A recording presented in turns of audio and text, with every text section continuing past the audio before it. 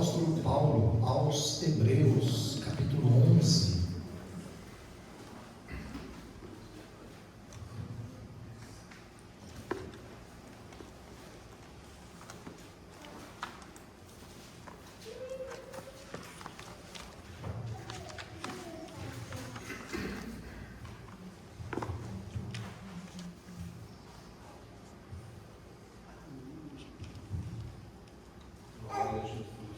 Hebreus, capítulo 11, versículo 7, diz assim a palavra do Senhor: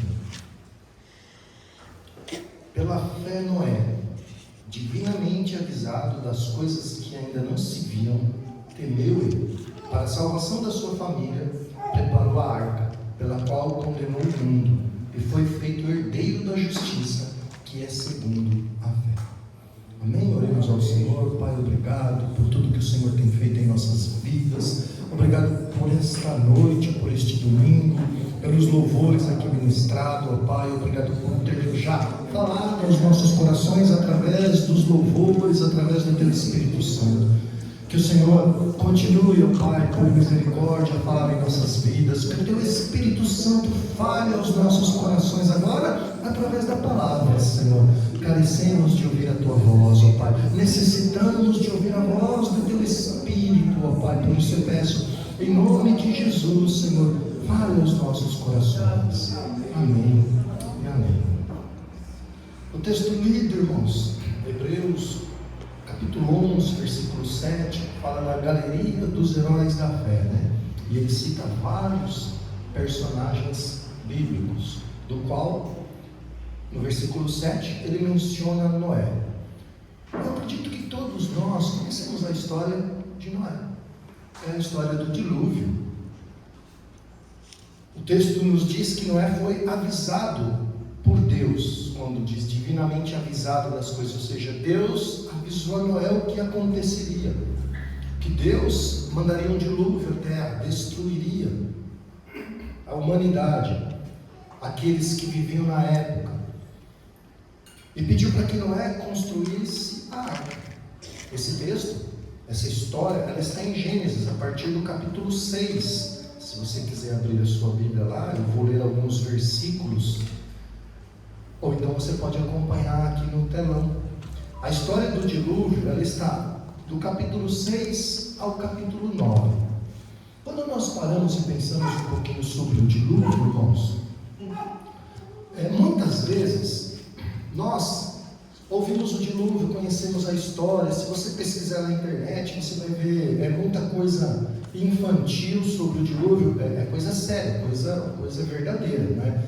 Eles transformaram, e é normal, é lúdico isso, né? A história do dilúvio em uma historinha mais fácil das crianças entenderem. Talvez porque tem a história dos animaizinhos, né? Os animais entrando na arca, o parzinho, como a Bíblia diz, como o texto diz, porque viria o dilúvio, viria a chuva, inundaria toda a terra. Aqueles que não se arrependessem, porque Noé ficou pregando, anunciando: olha, Deus vai destruir a humanidade, Deus mandará juízo sobre a humanidade, e aquele que não se arrepender e entrar na arca morrerá. E nós vemos isso em muitas histórias infantis. E é ótimo, e é muito bom para a criança aprender, entender, compreender a Bíblia. Só que o dilúvio, irmãos, falando um pouquinho mais, elevando um pouquinho mais o tom da conversa, o dilúvio foi uma catástrofe. O dilúvio foi algo terrível, porque matou muita gente. Apenas Noé e sua família se salvaram. Foi algo muito forte, o dilúvio. E nós olhamos na palavra do Senhor, nós vemos que quando Deus decide mandar o dilúvio, o motivo, a razão, nós observamos no capítulo 6, versículo 11 de Gênesis, onde o Senhor, ou a palavra de Deus, diz assim: a terra, porém, estava corrompida diante da face de Deus, e encheu-se a terra de violência. O homem, já naquela época, irmãos, ele se deu a pecar. Ele praticava o pecado sem vergonha na cara, à vontade. Esqueceram completamente de Deus. E se nós pararmos para pensar um pouquinho, não era naquela época, ou hoje, não é diferente de hoje, irmãos. Hoje, se nós olharmos para a humanidade nos dias de hoje, é o que a gente vê. O homem, a humanidade, ela não está muito preocupada com Deus. Aliás, falar de Deus, são poucos que te dão atenção, que queiram realmente. E eu digo numa conversa normal, não é só quando a pessoa está em desespero não, porque quando está em desespero, quando está mal, quando está com um problema, é fácil dar ouvidos para ouvir falar de Deus. Mas se está tudo bem, ou melhor, não precisa nem estar tudo bem, se está um pouquinho bem, ninguém quer saber de Deus. Porque o homem hoje, quando eu me refiro ao homem, eu me refiro à humanidade, né? Ela peca sem pensar, o negócio é viver a vida, é desfrutar da vida. Mal sabem os que dizem isso, que a Bíblia fala exatamente isso também, para você viver a vida, desfrutar da vida, mas com Deus, não sem Deus. E eles desfrutam e vivem a maneira deles, sem Deus.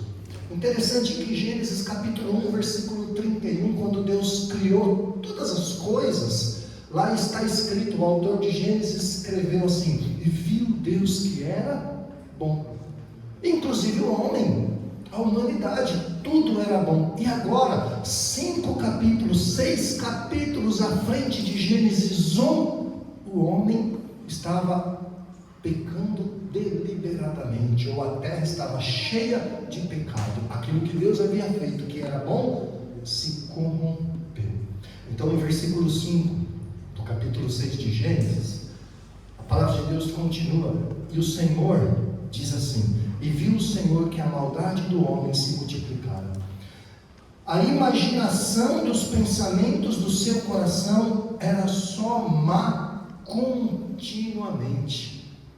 É muito interessante isso, irmãos, porque o texto diz que o coração do homem, ele só pensava maldade.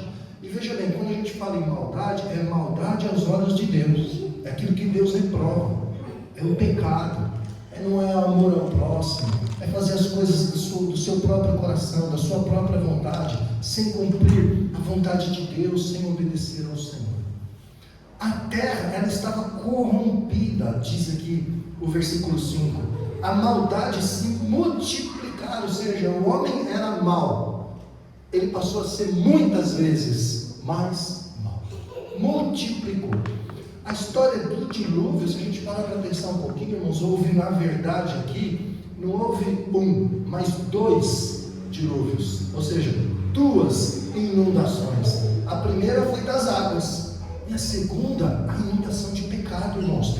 Porque veja bem, a ponto de Deus tomar uma decisão dessa, é porque realmente havia uma inundação de erros, de falhas, de pecados. O pecado enchia o mundo. Então a palavra de Deus continua dizendo no versículo 7, o Senhor diz assim: destruirei o homem, desde o homem até o animal.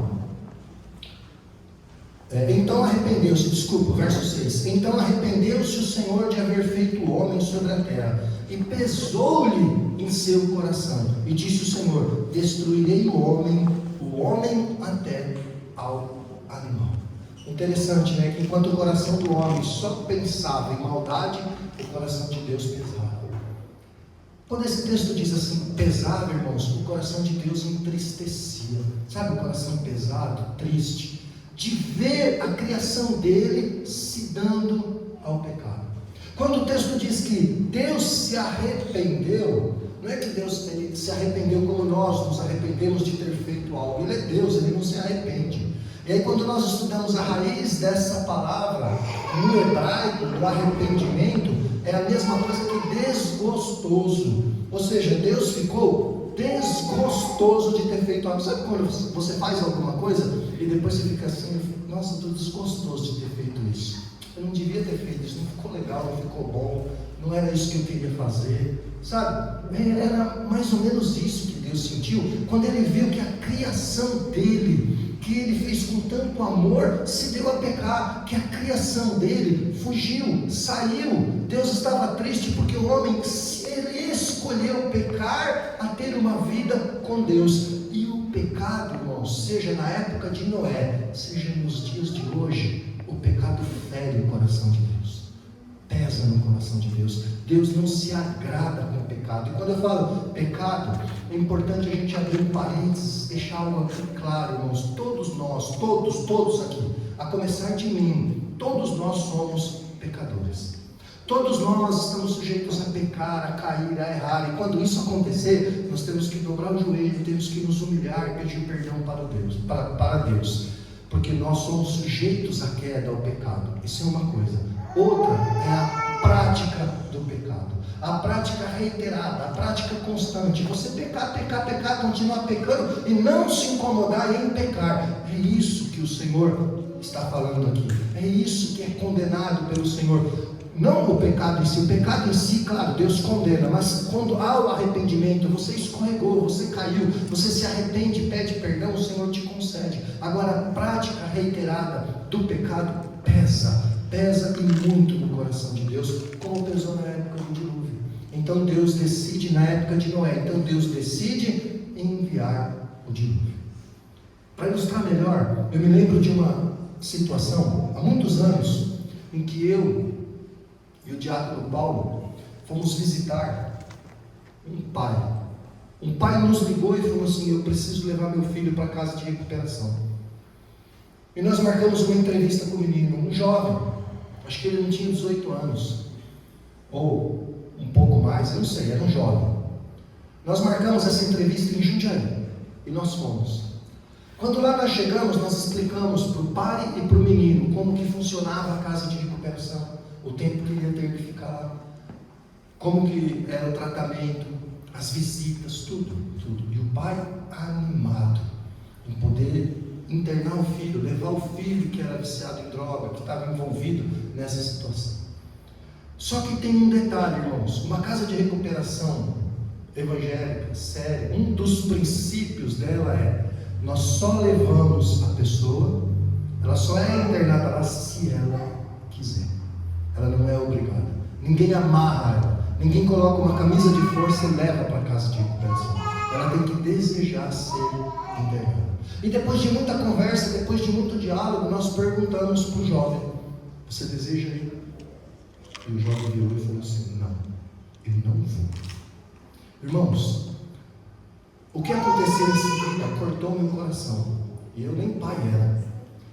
Aquele pai começou a chorar, mas a chorar de uma forma assim, de lágrimas, de descer lágrimas mesmo assim, sem vergonha, na nossa frente. Porque o filho não queria. E ele falava: leva ele, por favor, leva ele. Aquele menino já tinha tirado as coisas de casa. Aquele menino já estava caminhando, infelizmente, para caminhos de morte. E o pai desesperado: leva ele, por favor. Mas nós não podemos fazer isso, irmãos. A casa de recuperação não pode pegar a pessoa e levar lá. Uma casa de recuperação evangélica, dentro dos princípios é esse. E no final da conversa, o pai disse assim: eu não sei o que vai acontecer amanhã que eu me refiro ao futuro. Eu espero que o meu filho saia desse caminho, mas se ele não sair, eu não sei se o caminho vai ser de morte, eu não sei o que vai acontecer com ele. Nessa hora, olha o que o pai falou: nessa hora, se eu soubesse lá na frente o que ia acontecer com ele, e que ele está caminhando por um caminho de morte, passa no meu coração assim: se eu soubesse que isso ia acontecer, eu não teria tido esse filho. Olha o desespero do pai, irmãos. Olha o desespero do pai. Ele abriu mão de todos os momentos felizes que ele passou com aquele menino quando ele era bebezinho, quando ele era criancinha, quando ele foi crescendo na adolescência, porque agora ele está vendo o que vai acontecer com o filho. Olha o desespero dele. Ele chegou a dizer isso. Aqui, irmãos, título de ilustração, é o desgosto de Deus com relação à humanidade quando peca.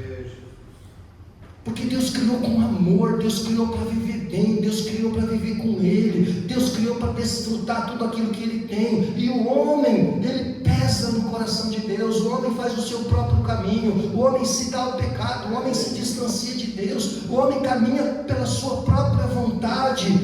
Isso gera um desgosto no coração do Senhor. É assustador, irmãos, a gente parar e olhar e ver a rapidez que as pessoas esquecem de Deus.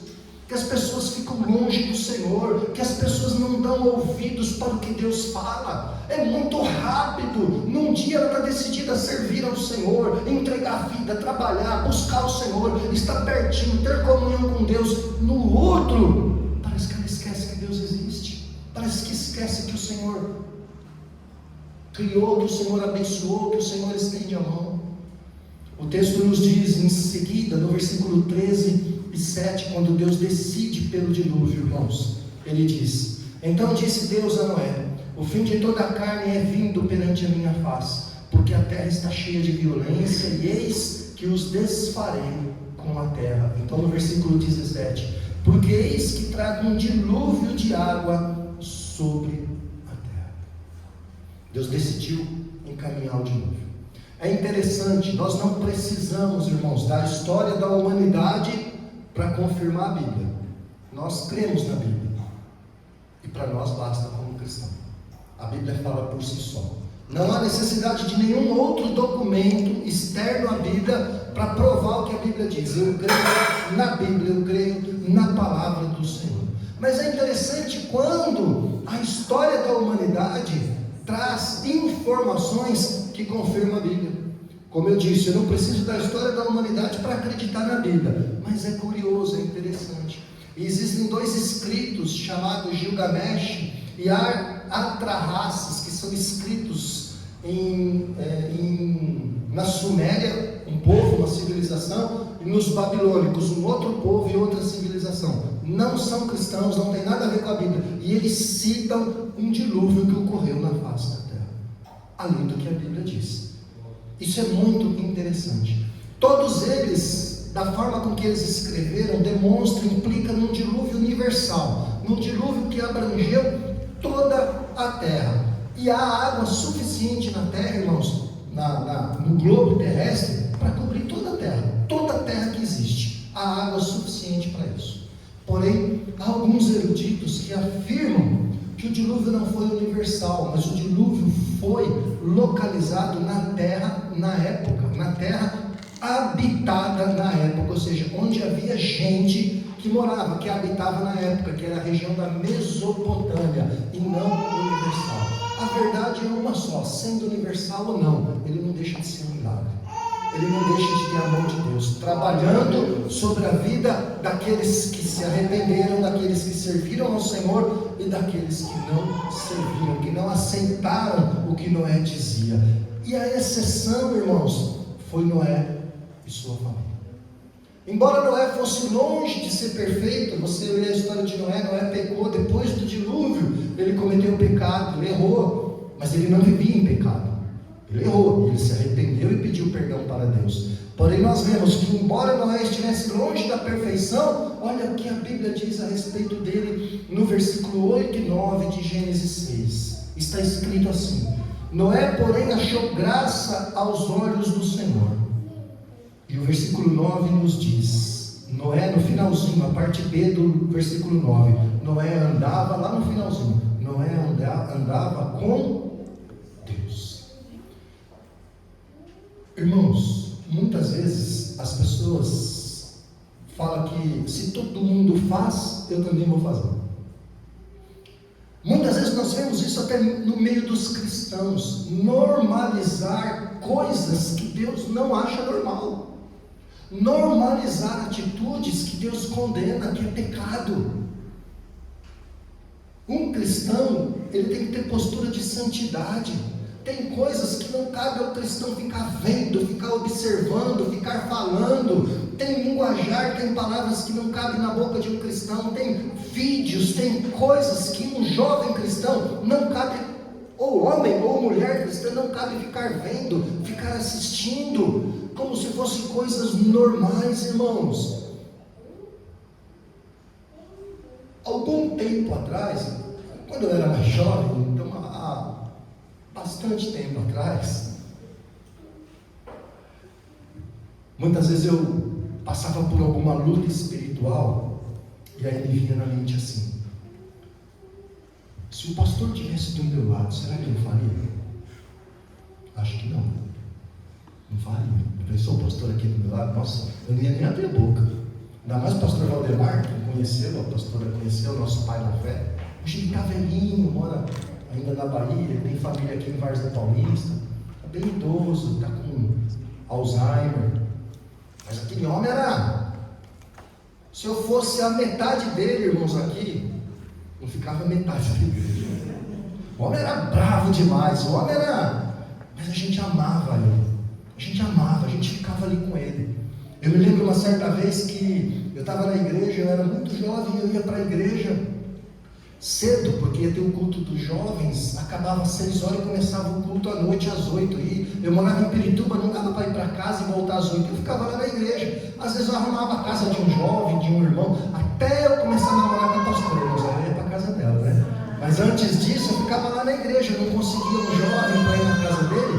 E um dia chegou um casal para fazer um ensaio de casamento, para entrar na igreja. E aí esse casal perguntou para mim assim: você coloca música pra gente lá no... Era fita cassete. Se você não sabe o que é isso, jovem, depois você pesquisa, tá? Você coloca as músicas pra gente entrar? Eu falei: coloco.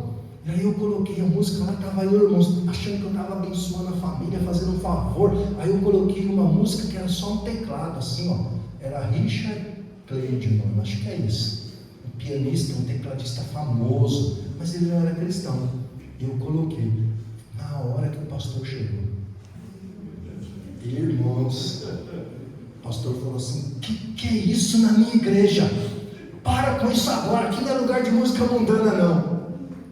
Irmãos, eu não sabia onde enfiava a cara, a cabeça, as pernas, os braços, o corpo, eu não sabia onde, porque eu fiquei assim, eu levei uma bronca do pastor. Eu falei: tá bom, pastor, tá bom, não. Parei. Aí eu falei: pastor, foi um casal. Foi um casal que pediu, conversa com eles aí, saí. As coisas mudaram, né? E mudaram muito. Mudaram bastante. Eu não sei nem porque eu falei isso. Eu não sei nem onde eu parei. Se o pastor estivesse do seu lado. Hã? Se o pastor estivesse do seu lado. Obrigado. Aí eu, quando errava, irmãos, ou quando tinha dificuldade em vencer o pecado, eu falava assim: se o pastor estivesse do meu lado, esse que eu acabei de vos falar, o pastor Valdemar, saudoso pastor Valdemar, e se ele disse: não, mas eu ia ficar quietinho, eu ia ficar, né? Eu ia ser santo. Irmãos, Deus estava do meu lado, o Senhor estava comigo.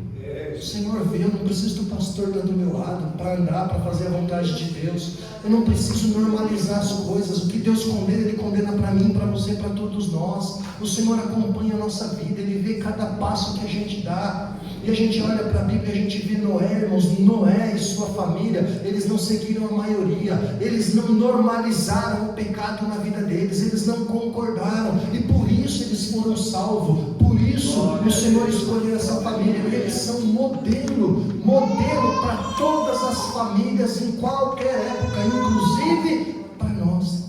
E aí você olha na palavra de Deus, o que eu acabei de ler agora, diz que o Senhor achou graça aos olhos do Senhor, Noé. E o versículo 9 diz que ele andava com Deus. Andar com Deus era ter amizade íntima com Deus. Isso é andar com Deus. Quando você anda com alguém, você está do lado da pessoa. Andar com Deus é estar constantemente com Ele. Você anda com uma pessoa, significa o quê? Que você está constantemente com aquela pessoa. Você vai na casa dela durante a semana, você vai todo dia, você vai no sábado, você vai no domingo. Você anda com ela, faz parte da sua vida, da sua rotina. Andar com Deus é isso, irmãos. É um relacionamento íntimo com o Senhor. Sabe, eu não acordo de manhã sem falar com o Senhor. Quer dizer, eu não levanto, eu não saio de casa. Ao acordar pela manhã, eu quero dizer bom dia para o Senhor. Glória a Deus. Às vezes até antes da esposa, antes do marido, antes dos filhos. Sabe, andar com Deus, irmãos, é chegar no trabalho e falar: Senhor, obrigado pelo trabalho, obrigado pelo emprego. É pouco, sabe, Pai, eu ganho pouco aqui. Pode falar, irmãos, Ele está te ouvindo, Ele sabe o que passa no seu coração. Mas, Senhor, eu tenho de onde tirar o pão de cada dia. Se o Senhor puder me abençoar, abrir uma outra porta, me mostrar um caminho que eu devo seguir, dar uma orientação. Pai, abençoa meus colegas de trabalho. Isso é andar com Deus, irmãos. Isso é comunhão, isso é intimidade. Isso vai fazer com que você não normalize o pecado. Isso vai fazer com que você, quando você enxergar que você pode cair, você pode pecar, você vai falar: opa, por aqui não, porque eu tenho intimidade com Deus. Eu sei que Deus não vai se agradar, o Senhor não gosta disso, sabe? Quando você vai levar a sua voz, abrir a sua boca para falar algo, e o Senhor está com você, você vai pensar duas vezes, você vai falar que nem aquele meme, né? Eu ia falar algo, mas Jesus tocou no meu coração. Aí, eu não falo nada. Isso é intimidade. Você olha para a vida de Noé, irmãos, e quando está escrito que ele andava com Deus, sabe o que significa isso? Que muito antes de construir a arca, Noé já tinha construído um relacionamento com Deus, uma comunhão com Deus. Nós queremos, quem não quer construir a arca, quem não quer ser útil, quem não quer abençoar na igreja, na casa, no lar, na família, quem não quer abençoar as pessoas, mas antes de tudo isso, irmãos, de construir algo para alguém, para nós precisamos construir um relacionamento com Deus. Muito antes de Deus nos usar, seja na obra dele, seja na igreja, seja para abençoar alguém, ele quer construir uma obra em nosso coração, dentro de nós. Deus quer trabalhar em nós primeiro, irmãos, e para isso nós precisamos dar lugar. Sentado, sem ler a Bíblia, Deus não vai trabalhar em nós. Sentado em casa, sem ir no culto, Deus não vai trabalhar em nós. Sem se consagrar, fazer um jejum, porque isso é santificação, Deus não vai trabalhar em nós. Dar lugar para o Senhor é valorizar o que Deus valoriza, é dar valor ao que Deus dá valor. Ouvir uma palavra como hoje nós estamos fazendo, irmãos, não é simplesmente ir no domingo à noite ou no domingo de manhã, como são os nossos próximos cultos no domingo, e chegar no domingo à tarde e falar, não, agora eu estou bem, minha consciência está em paz, eu já fui no culto hoje. Como assim? Quer dizer, se você não tivesse ido no culto, sua consciência não está em paz? Sua consciência tem que estar em paz em todo o tempo, está com Deus. Glória a Deus. Não é vir no culto que vai te fazer consciência em paz, mas é vir no culto, tendo a consciência de que eu vou adorar ao Senhor. Quando Davi disse, alegrei-me quando me disseram, vamos à casa do Senhor, é porque ele tinha o prazer, a alegria de estar na casa do Senhor. É porque ele dá valor ao que Deus dava. Eu vou no culto hoje porque Deus dá valor ao culto, ele vai estar lá, ele vai manifestar. Tem um grupo que ensaia, tem um grupo que se prepara, tem um grupo de louvor que jejua, que se consagra para poder chegar aqui e o Espírito Santo falar no coração da igreja. Tem liderança, pastores, missionários, diáconos, irmãs que oram nas terças-feiras, que buscam ao Senhor, para que quando chegar num culto de quarta, num culto de domingo, Deus faça uma obra em nossos corações. O Senhor está com... E aí nós damos valor a isso, irmãos, ao que Deus dá valor. Ao ler a palavra de Deus, ao ler a Bíblia, irmãos, nós somos abençoados. Claro que você pode abençoar outras pessoas quando você lê a Bíblia. Isso é Deus construindo no nosso coração. Isso é andar com Deus, isso é intimidade. Glória a Deus.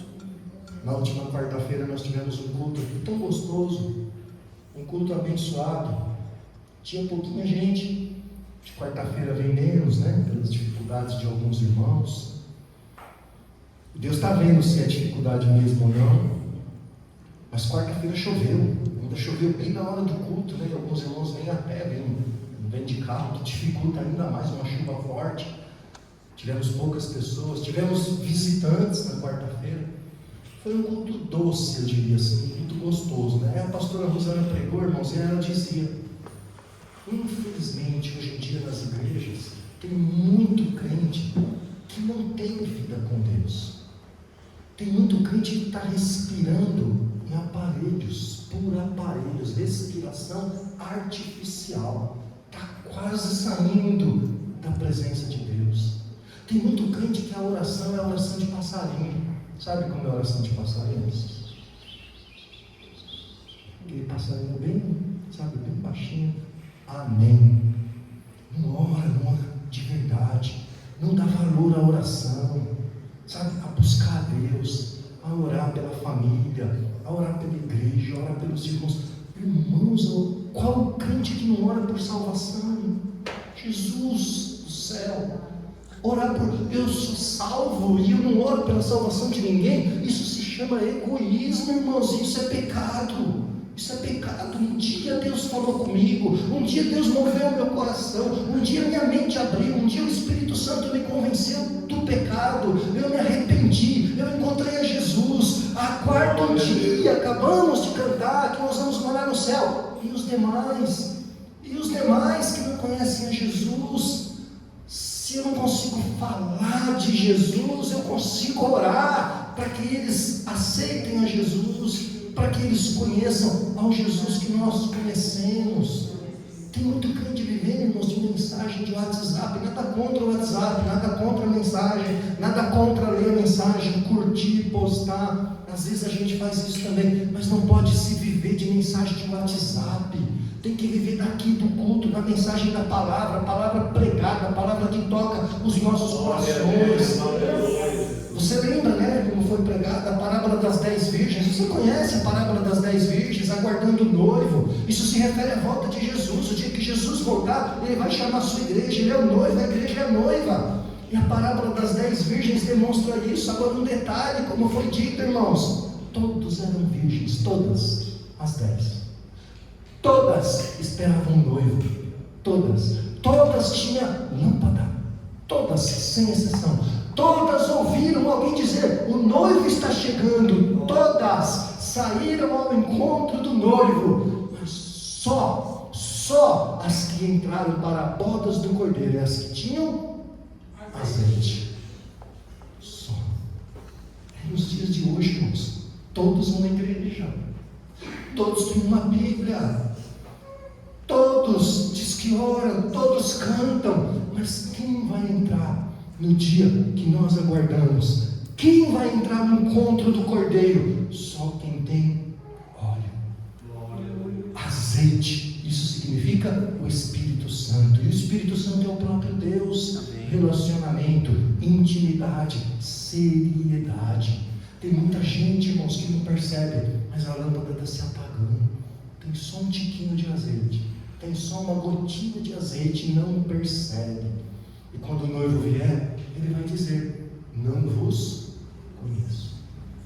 Aí o texto da Bíblia diz assim, mas Senhor, em teu nome fizemos isso, em teu nome fizemos aquilo. Irmãos, a situação está tão feia hoje, tão feia, que isso já acontece.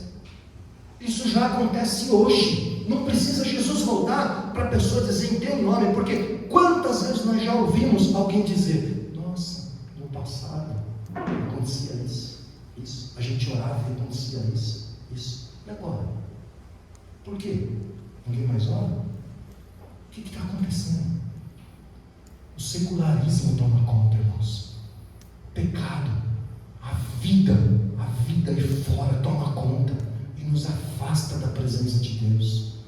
Eu vi recentemente um videozinho em que dizia, aliás, eu vi um videozinho, eu lembrei agora, esse vídeo foi da Reforma Protestante, que foi comemorada dia 31 agora, que não é o Halloween, o crente não comemora Halloween, viu, irmãos? O crente comemora a Reforma Protestante, quando Martinho Lutero pregou as 95 teses na igreja em Edimburgo, se não me engano, na Alemanha, que era uma igreja só, e ali houve uma dissensão, não acabou, ali começou o protestantismo. E nesse vídeo que ele mostra, ele apresenta lá um videozinho onde as pessoas hoje, elas não querem se relacionar com Deus, ter uma vida íntima com o Senhor, quer viver o dia a dia, quer viver o mundo, quer viver o que o mundo tem para oferecer, não dão valor ao que Deus dá valor. E aí nós olhamos para Noé, irmãos, e nós vemos que Noé foi diferente no meio dos iguais. Todo mundo fazia, Noé falou, eu não. Pecado normalizado, para mim não. As pessoas andando do seu jeito, Noé falou, eu ando com Deus. Num palheiro, Deus encontrou uma agulha. Foi isso que aconteceu naquela época. É difícil você achar uma agulha no palheiro. Noé era essa agulha. No meio de tantas coisas, Deus encontrou Noé. No meio de uma geração corrompida, Deus encontrou alguém que andava com ele. Alguém que não vivia o padrão da sociedade. Alguém que era diferente no meio dos iguais. No Evangelho de Mateus, no capítulo 24, a palavra de Deus diz, irmãos, algo muito forte para os nossos dias de hoje. No Evangelho de Mateus, capítulo 24, versículo 27 está escrito, ou 37. E como foi nos dias de Noé, assim será também a vinda do Filho do Homem. Porquanto assim como nos dias anteriores ao dilúvio, comiam, bebiam, casavam e davam-se em casamento até o dia em que Noé entrou na arca.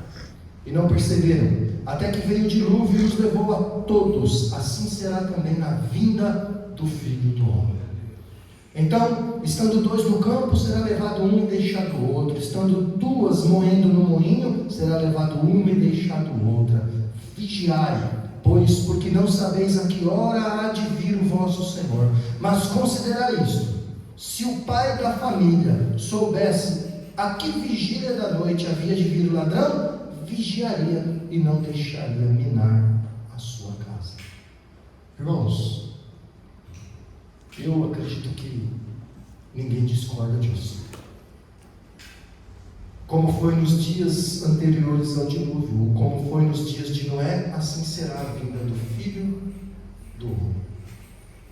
Eu não sei o que você pensa, mas para mim, nós não estamos vivendo como nos dias de Noé. Nós estamos pior. Para mim, nós estamos pior. Pior que nos dias de Noé. Para mim, Jesus está às portas, irmãos. Jesus está vindo. E o texto aqui nos mostra que nós precisamos vigiar, porque nós não sabemos a hora que Ele virá. O texto aqui nos mostra que nós devemos considerar: se o pai soubesse o dia que o ladrão vai entrar em casa, o que o pai faria? Ele ficaria vigiando, ficaria lá, armado, preparado. O ladrão vai vir aqui, eu vou fazer ele correr, ele não vai entrar aqui em casa. Estou defendendo a arma não, tá? Mas tem hora que vai ficar preparado, alerta. Como nós não sabemos a hora que o ladrão vem, o que a gente faz? Tranca as portas, tranca a janela, coloca cerca elétrica, coloca cadeado, coloca para o ladrão não entrar. Como cristão, irmãos, é a mesma coisa. Nós precisamos vigiar. Vigiar que Jesus pode vir a qualquer momento, a qualquer hora. Glória a Deus. Ah, mas isso já ouço tanto, estão falando. Você sabia, irmãos? Eu vi uma reportagem essa semana. Você pode pesquisar na internet, sabe, essa semana, que no Brasil, a cada 6 minutos morre uma pessoa de AVC, acidente vascular cerebral, conhecido como derrame.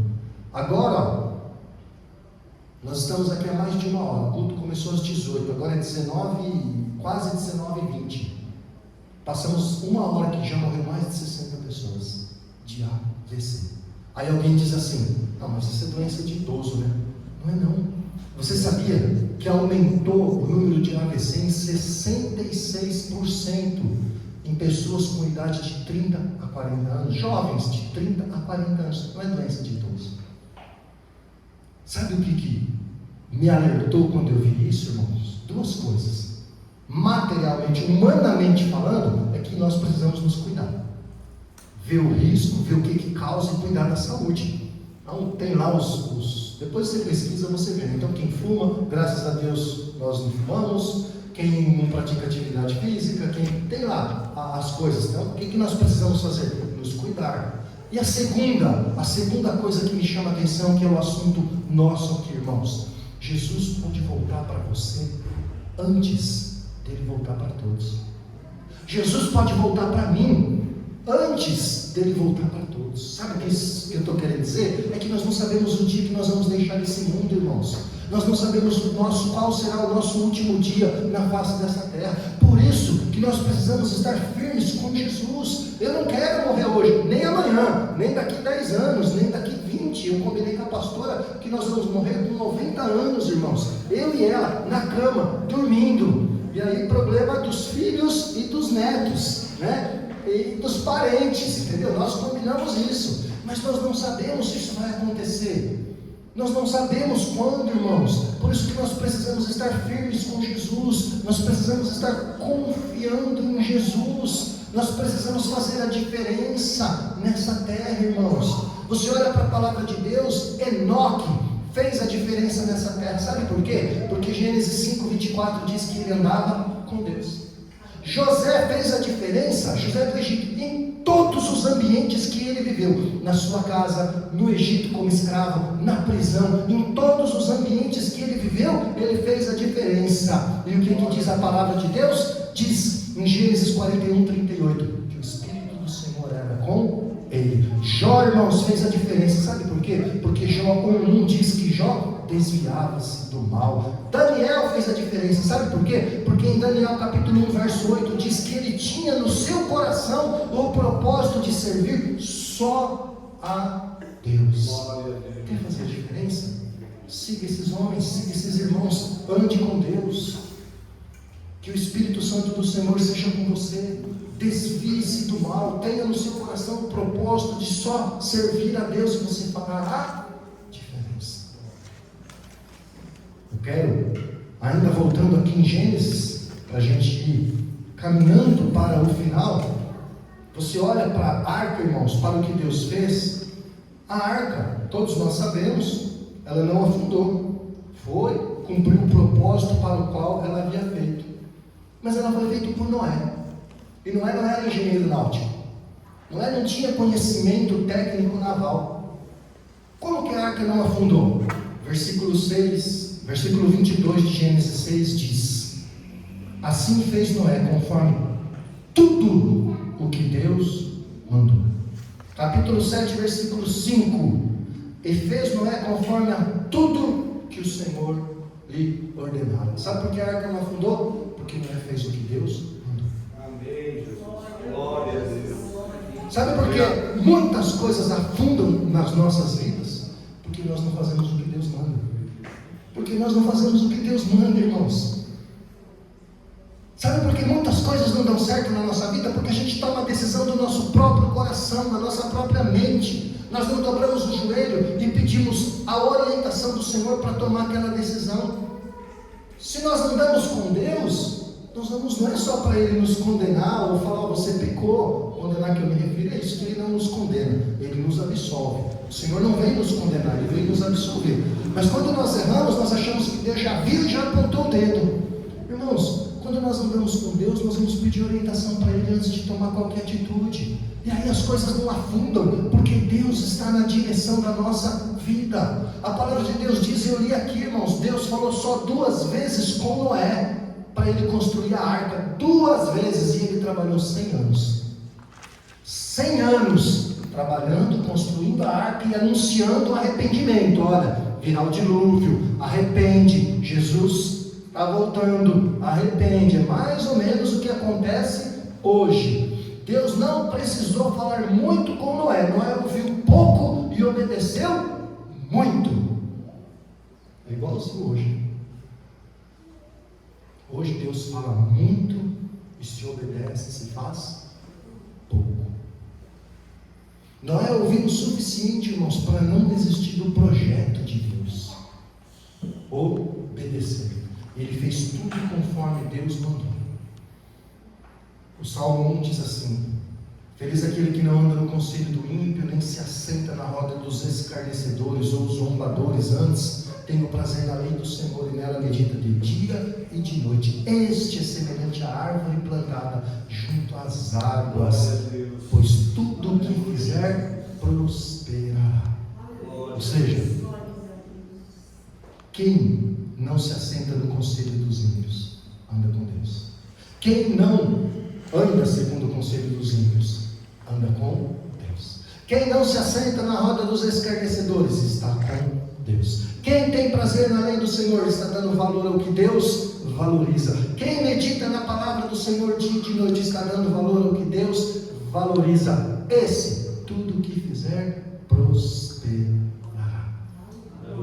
Como Noé. Como Noé prosperou.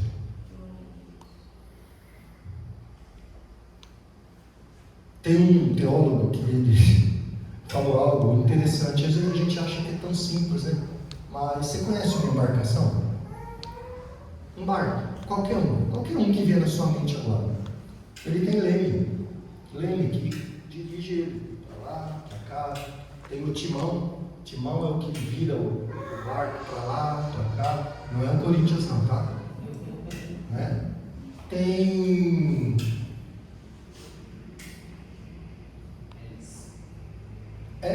Mas a hélice ela é por causa do leme, né? Que vira ela para lá e para cá. Tem remo, uma embarcação tem remo, para você poder remar. A arca não tinha nada disso. A arca não tinha leme, a arca não tinha timão, a arca não tinha volante, guidão, a arca não tinha remo, a arca não tinha nada, irmãos. E a gente pergunta, quem guiava a arca? Quem conduzia a arca? Era conduzida por Deus. Era Deus que conduzia a arca, irmãos. Portanto, eu quero dizer algo para você nessa noite. Se você entregou a sua vida a Jesus, se você entregou a sua vida ao Senhor, se você ora e pede, Senhor, guarda minha vida, protege, eu entreguei minha vida a Ti, eu quero dizer, se algo sair do seu domínio, não se preocupe, porque a tua vida está nas mãos do Senhor. É Ele quem guia, é Ele quem controla, como Ele fez com a arca, irmãos. Onde a tua vida tiver que pousar, ela vai pousar. Onde tiver que chegar, é Deus que vai conduzir. Então confia no Senhor, descansa. O Salmo 37:7 diz: descansa no Senhor e espera nele. Deixa eu te fazer uma pergunta. O que é descansar? Você está muito cansado e você chega em casa e fala assim: ó, chega, marido, ó, faz aí, se vira, faz a janta das crianças, cuida que eu estou muito cansado, eu vou descansar. Esposa, hoje eu vou descansar. O que você faz quando você vai descansar? Você deita ali, capota, descansa. Se você dorme, pega no sono, ou se você vai descansar mesmo sem dormir, você descansa. E quando você descansa, você não se preocupa com as coisas, porque você está descansando. Você dorme, você pega no sono, você relaxa. Isso é descanso. Quando a Bíblia diz, irmãos, descansa no Senhor, é isso.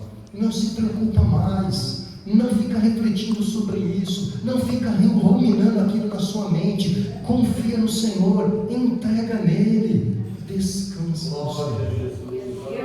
Deixa eu correr que o tempo foi embora. Após o dilúvio, irmãos, a Bíblia nos diz no capítulo 9, versículo 1, que depois do dilúvio, abençoou Deus a Noé e seus filhos e disse: frutificai, multiplicai e enchei a terra. E no versículo 9, do capítulo 9 diz: e eis que estabeleço minha aliança convosco e com vossa descendência depois de vós. Deus estabeleceu uma aliança com Noé e com a descendência depois dele.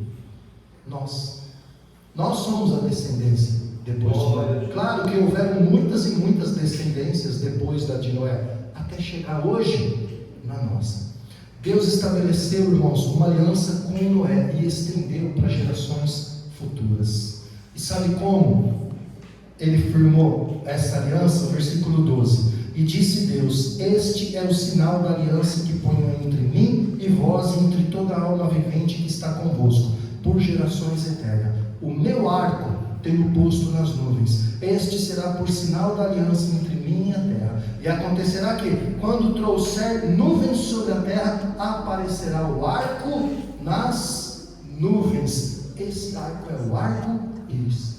O arco-íris que a gente vê, essa é a aliança. Foi isso que o Senhor fez aqui. Ele colocou no céu o arco-íris para que nós possamos lembrar da aliança que o Senhor fez. A aliança essa aliança é um sinal eterno da promessa de Deus. E todas as vezes, irmãos, que Deus fez uma aliança, essa aliança se transformou em algo visível. Com Moisés na lei mosaica foi o sábado. Com Noé foi o arco-íris. A nova aliança foi o pão e o vinho na ceia do Senhor. A palavra aliança, ela significa acordo, pacto. No hebraico aqui, com Noé, é berite, irmãos. Por isso que às vezes nós vemos alguém dizer assim: Yahvé berite, o Deus de aliança. Ele fez com Noé, ele fez com Abraão, ele fez com Moisés, ele fez com Davi, e ele fez na cruz a nova aliança, a do pão e a do vinho. Glória a Deus, aleluia. Aliança que hoje nós vamos celebrar, aliança eterna. Glória a Deus. Deus disse, através do profeta Jeremias, com amor eterno te atraí. Em Mateus capítulo 26, versículo 28, Jesus estabeleceu essa nova aliança, irmãos. Desde Noé até os dias de hoje, quando ele diz assim: porque isto é o meu sangue, sangue da nova aliança, que é derramado por muitos para a remissão dos pecados. É a aliança que hoje nós celebramos na ceia do Senhor. Quero encerrar lembrando a você, com Noé nós aprendemos o quanto o pecado é grave, que Deus condenou a humanidade. Deus condenou aqueles que não se arrependeram no dilúvio. Houve um dia do juízo no dilúvio, mas durante 100 anos Noé anunciou que haveria o dilúvio. Portanto, houve misericórdia, houve aviso, houve perdão. Eles não quiseram. Noé e sua família aceitaram, obedeceram, tiveram paciência, esperaram no Senhor. O Senhor estava no controle da vida deles. Hoje, irmãos, nós celebramos a nova aliança, firmada na cruz do Calvário por Jesus Cristo, onde o pecado foi vencido, onde os nossos pecados foram levados em Jesus Cristo. Através da cruz nós alcançamos a misericórdia, nós alcançamos o perdão. O Senhor prometeu nos dar proteção, segurança, esperança, como Ele fez com Noé na arca. Mas para isso, nós precisamos, irmãos, andar com Deus como Noé andou, construir comunhão com o Senhor como Noé construiu, ter azeite nas nossas lâmpadas. Glória a Deus. Azeite, tendo a consciência de que quando Jesus voltar, nós não vamos ficar sem azeite e sair gritando como as 5 virgens imprudentes: dá-nos azeite, dá-nos azeite. Não adianta mais. Deixa Deus guiar a arca da sua vida nessa noite. Deixa Deus conduzir a arca da sua vida nessa noite. Ele tem uma aliança com você. Ele não vai voltar atrás. Amém. Só depende de nós. Glória a Guarde Deus. essa palavra no seu coração. Que Deus abençoe a sua vida. Eu quero orar sobre essa palavra. Coloque a mão no coração. Vamos juntos orar. Senhor, obrigado, Pai. Obrigado, meu Deus querido, por essa palavra, Senhor. Obrigado pelo seu amor, pela sua graça. Obrigado, Senhor,